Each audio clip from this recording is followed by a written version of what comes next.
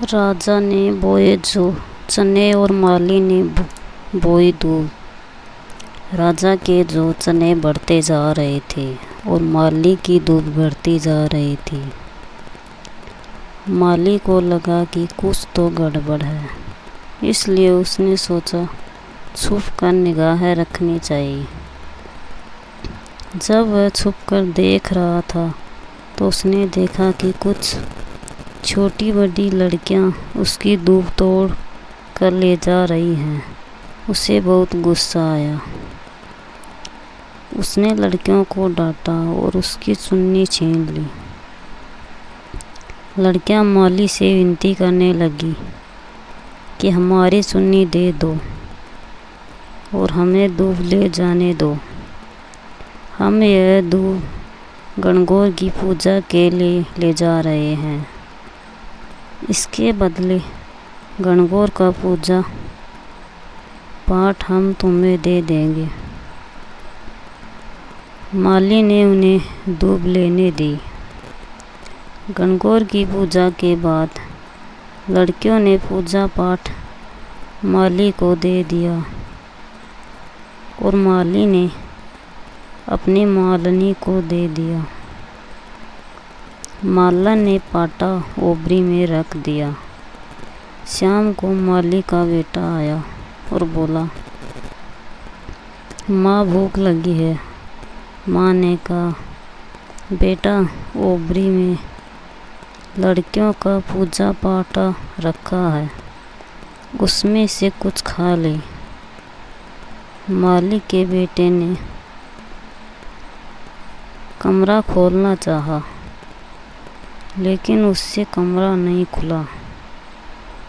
बहुत कोशिश करने के बाद भी दरवाज़ा नहीं खुला तो उसने गुस्से में दरवाजे पर ज़ोर से लात मारी, पर दरवाज़ा फिर भी नहीं खुला। तो माँ बोली, बेटा तेरे से कमरा नहीं खुलता तो पराई जाए तो पता नहीं कैसे डाबेगी। माला ने टीकी में से रोली निकाली, आँख की कोर से काजल निकाला और नाखों में से मेहंदी निकाली।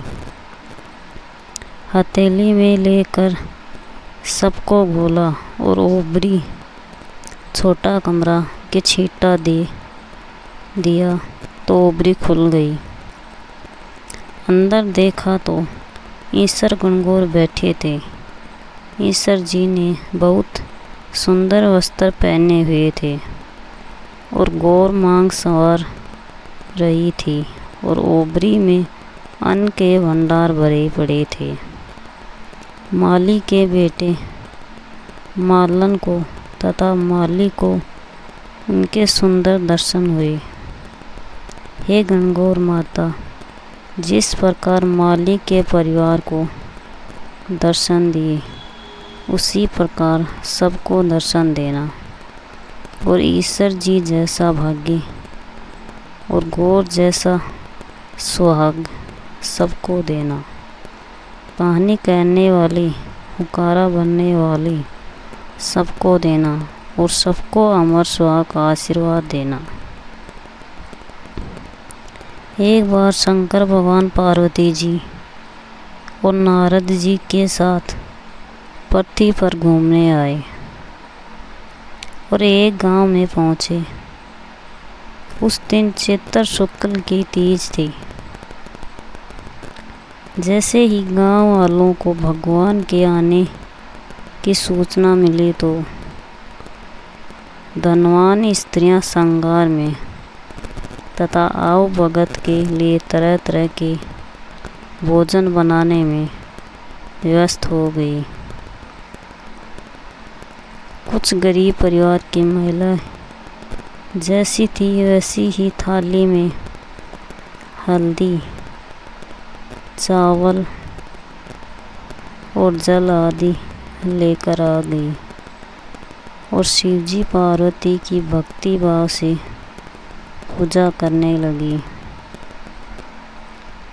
माता पार्वती उनकी पूजा से प्रसन्न हुई और उन सबके ऊपर सुहाग रूपी हरिद्रा हल्दी छिड़क दी।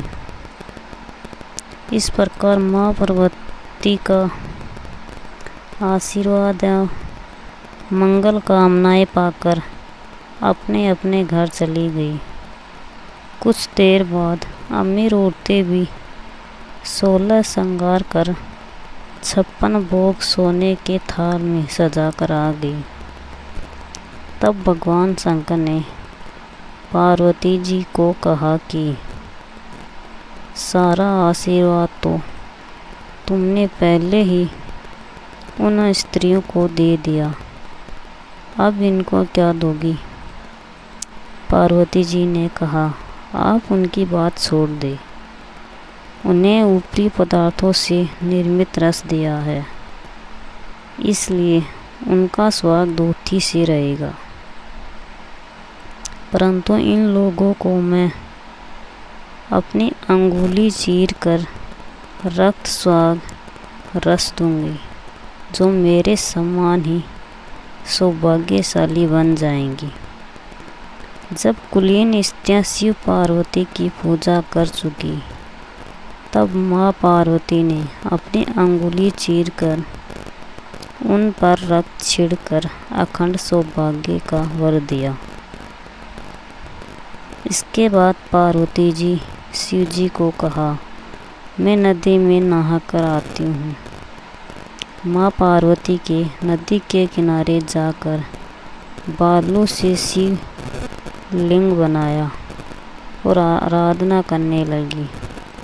शिव जी ने प्रसन्न होकर वरदान दिया कि आज के दिन जो भी स्त्री मेरा पूजन और तुम्हारा व्रत करेगी, उनके पति चिरंजीव रहेंगे और अंत में उन्हें मोक्ष मिलेगा। इसके बाद पार्वती जी ने वहाँ गई जहाँ शिव जी व नारद जी को छोड़कर गई थी। शिव जी ने देर से आने के कारण पूछा, तो पार्वती जी ने बहाना बनाया और कहा कि नदी के किनारे मेरे भाई भाभी मिल गए थे। उन्होंने दूध भात खाने का आग्रह किया, इसलिए देरी हो गई। शिव जी बोले, हम भी दूध भात खाएंगे और जंगल की तरफ चल दिए। पार्वती जी ने सोचा पोल खुल जाएगी। वह प्रार्थना करती हुई पीछे पीछे चल दी। जंगल में पहुंचने पर देखा सुंदर माया का महल बना हुआ था। उसमें पार्वती जी के भाई और भाभी विद्यमान थे। भाभी भाई ने उन सब का स्वागत सत्कार किया और आवभगत की और वहाँ रुकने का आग्रह किया। तीनों ने आतिथ्य स्वीकार किया। 3 दिन वहाँ रुक के फिर वहाँ से रवाना हो गए। तीनों चलते चलते काफ़ी दूर तक आ गए। शाम होने पर शिवजी पार्वती जी से बोले कि मैं अपनी माला तो तुम्हारे मायके ही भूल आया हूँ। पार्वती जी ने कहा कि मैं लेकर आती हूँ और माला लेने जाने लगी। शिवजी बोली, इस वक्त तुम्हारा जाना ठीक नहीं है। उन्होंने नारद जी को माला लेने भेज दिया। नारद जी वहाँ पहुँचे तो देखा कि वहाँ कुछ नहीं था। महल का तो नामो निशान भी नहीं था। अंधेरे में जंगली जानवर घूम रहे थे। अंधकारपूर्ण वातावरण डरावना लग रहा था। यह देखकर नारद जी आश्चर्य में पड़ गए। तभी बिजली कड़की और माला उन्हें एक पेड़ पर टंगी दिखाई दी। माला लेकर नारद जी तुरंत वहाँ से दौड़ते हुए शिव जी के पास पहुँचे और शिव जी को कहा, वहाँ का वर्णन सुनाया। सुनकर शिव जी हंसने लगे और उन्होंने नारद जी को बताया कि पार्वती जी अपनी पार्थिव पूजा की बात गुप्त रखना चाहती थी, इसलिए झूठा बहाना बनाया था और फिर असत्य को सत्य करने के लिए उन्होंने अपनी पति धर्म की शक्ति से माया महल रचा था। सच्चाई बताने के लिए ही मैंने तुम्हें वहाँ माला लेने भेजा था। यह जानकर नारद जी माँ पार्वती की पवित्रता शक्ति से बहुत प्रभावित हुए। उन्होंने माँ पार्वती की बहुत प्रशंसा की और पूजा करने की बात छिपाने को भी सही ठहराया, क्योंकि पूजा पाठ गुप्त रूप में पर्दे में रहकर ही करने चाहिए। उन्होंने खुश होकर कहा कि जो स्त्रियां इस दिन गुप्त रूप से पूजन कार्य करेंगी, उनकी सब मनोकामना पूरी होगी और उनका सुहाग अमर रहेगा। क्योंकि पार्वती जी ने व्रत छिपकर किया था, अतः उसी परंपरा के अनुसार आज भी इस दिन पूजा के अवसर पर पुरुष उपस्थित नहीं रहते हैं।